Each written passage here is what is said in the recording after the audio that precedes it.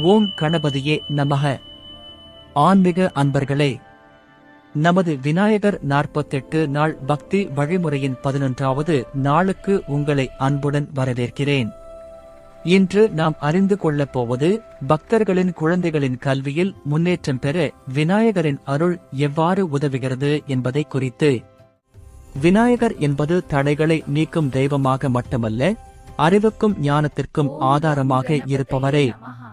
அதனால்தான் நமது பாரம்பரியத்தில் கல்வியினை தொடங்குவதற்கு முன்பு முதலில் விநாயகரை வணங்கும் பழக்கம் உள்ளது.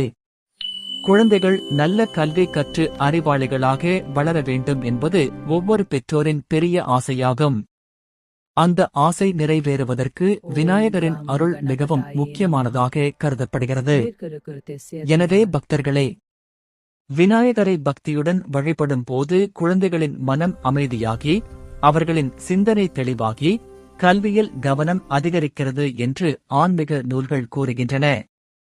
குழந்தைகளின் கல்வி முன்னேற்றத்திற்காக விநாயகரை வழிபடும் ஒரு எளிய முறையும் உள்ளது. ஒவ்வொரு நாளும் அல்லது புதன்கிழமைகளில் காலை நேரத்தில் விநாயகர் முன் ஒரு தீபம் ஏற்றி ஓம் கம் கணபதியே நமக என்ற மந்திரத்தை பக்தியுடன் 21 முறை சொல்லலாம்.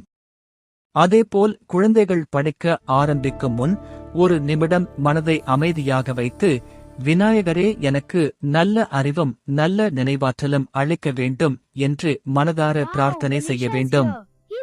இவ்வாறு பக்தியுடன் செய்யப்படும் சிறிய வழிபாடுகள் கூட குழந்தைகளின் மனதிற்கு நம்பிக்கையையும் உற்சாகத்தையும் தரும். அதன் மூலம் அவர்கள் படிப்பில் ஆர்வத்துடன் ஈடுபட்டு நல்ல முன்னேற்றத்தை அடைய முடியும்.